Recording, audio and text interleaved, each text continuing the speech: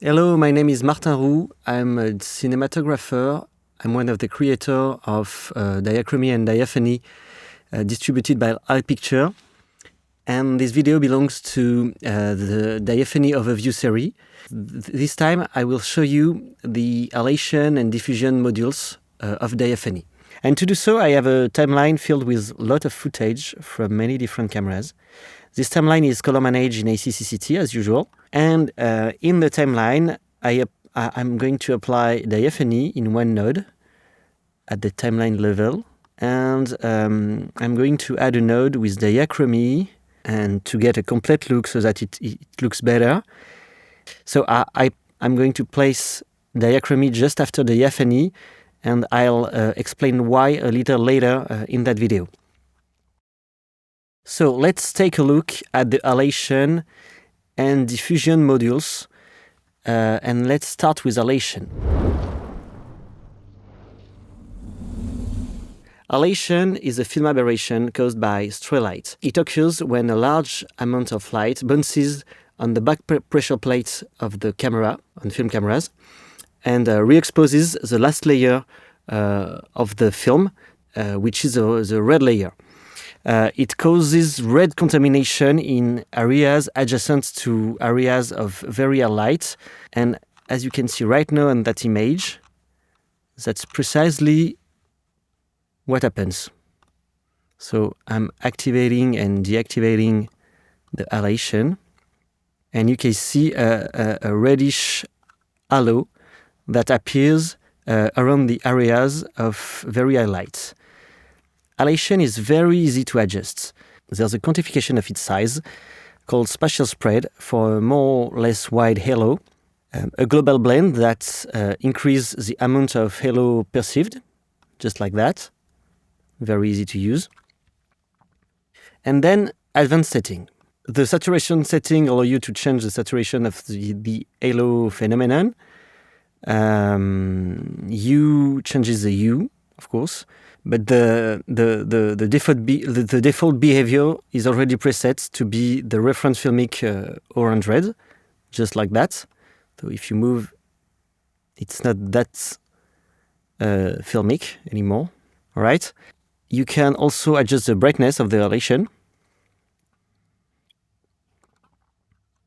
And the highlight separation parameter works at the threshold, in fact. You can understand this better by clicking on Show Halation Zone. The more you increase the value, the more halation will occur in many places. Conversely, the more you decrease it, and the more selective you will be about the areas affected by halation, just like that. Halation occurs preferentially in areas of high contrast. Even though halation is present everywhere in that zone on the window, because it's drawn in the highlights, it won't be visible in the final image, since the additional light of the halation is insignificant in this overexposed zone. Conversely, it will be very strong in lower light areas, just like this edge. So this is very easy to adjust this phenomenon, and there are halation presets in Diaphanie. 35 millimeter has a certain amount of halation, and 16 millimeters has a much larger amount. This is due to the size of the medium. That's it for halation. We will now move on to diffusion. Diffusion is also stray light, but it's made on purpose, if I may put it that way. So it's the texture of the filter that will produce the effect when struck by light. All diffusion filters produce an effect that is a clever combination of halo, flare, and loss of definition. Diaphanie parametric diffusion works with very few settings, but it lets you recreate almost any type of diffusion. There's a setting for the size of the phenomenon called radius, a setting for the strength, and a very cleverly constructed setting for behavior called halo versus flare. This allows you to determine whether the diffusion phenomenon is more of a phenomenon grouped around light sources, a halo phenomenon, or a flare phenomenon, meaning a phenomenon spreading far from highlight sources and veiling the image. With these three parameters, you can emulate virtually any diffusion. In the curated filter mix drop-down menu, you will see a number of diffusions emulated precisely from shots taken with real filters. Let's choose a clip with a more localized light source to see it better, like this one.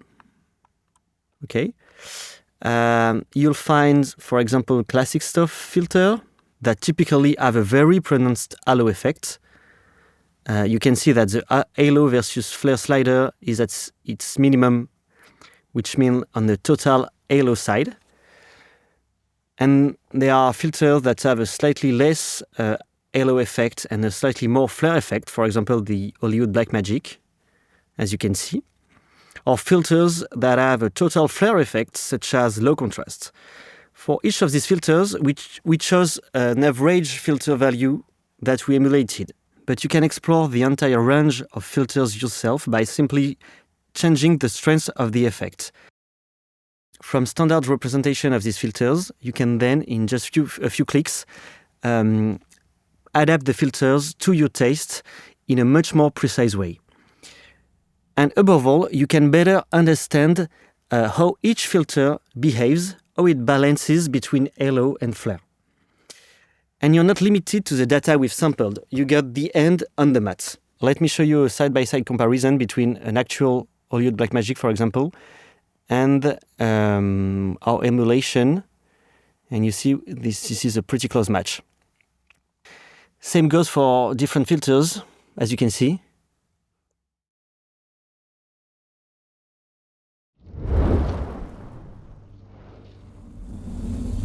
The diffusion enhancement parameters allow you to fine-tune the settings, a little shot by shot, I would say. Highlight separation allows you to increase the threshold of the diffusion effect in highlights.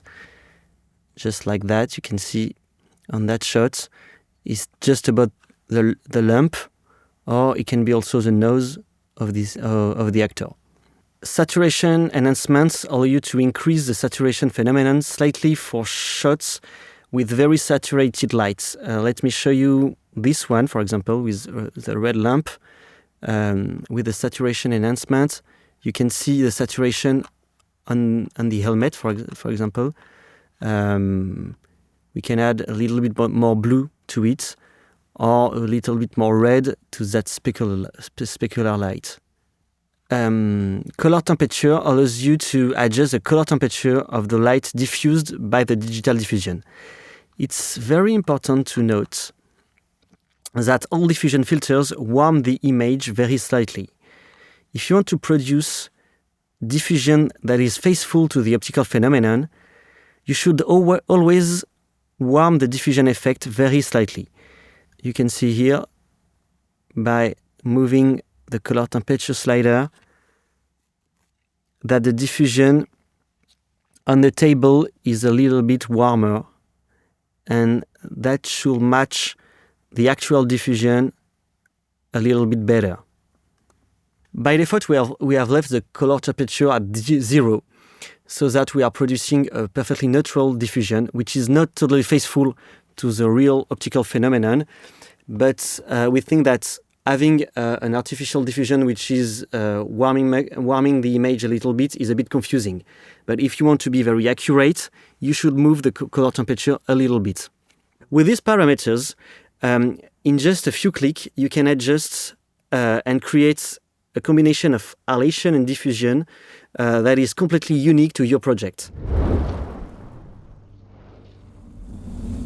A quick word about the order of the operation in the node graph. So here you see that I have placed Diaphanie just before diachromy to apply the diffusion effect, just like that. This is because diffusion and halation call on the actual photometry of the scene in order to work. This means that the log image is being linearized to give overexposed stop the energy they need to contaminate adjacent areas. If we place diaphany after diachromy, knowing that diachromy often generates compression of the highlight, if you add a little roll-off at the top of the curve, we will have difficulty to creating such strong diffusion effects because the highlights that are supposed to generate them will have been compressed upstream of the texture plugin. If I duplicate these two nodes and reverse the order, I will create less diffusion than placing diachromy before diaphany. For texture effects, it's very important to consider the order of the operations. This is not true for all the effects in diaphany. For example, for the spatial equalizer, it doesn't matter. And I prefer to place the grain after the contrast curve so that it's not related to the contrast I've applied to the image. But for effects that appeal to actual photometric phenomena, it is best to apply them to an image that is unmodified in terms of contrast. One last tip. Even with correct settings, you may find that a particularly bright source does not produce enough light contamination. If a hotspot is clipped, it means that the recorded information is not accurate to the actual photometry at that point. And therefore, the diffusion generated will lack of energy in a way to produce a satisfactory effect. In such a case, a grading node that enhances that very hotspot can produce excellent results. Let me show you. For example, on that bulb, I'm clipped. I'm in the HDR page and I'm moving the specular slider, enhancing the energy of that very hotspot. I'm just creating diffusion by enhancing that energy. And since I have a significant roll-off of the highlights in my look, this action does not alter the contrast rendering. The increase in the source level is absorbed by my contrast curve. This is obviously an operation that must be done shot by shot, but that's a good trick to produce photometrically faithful diffusion. You have to keep in mind that the data that you have to create emulated diffusion or emulated halation matters a lot in the reality of that effect. So that's it for this brief introduction to halation and diffusion modules. And in the next video, we will introduce you the grain module. Thanks for watching.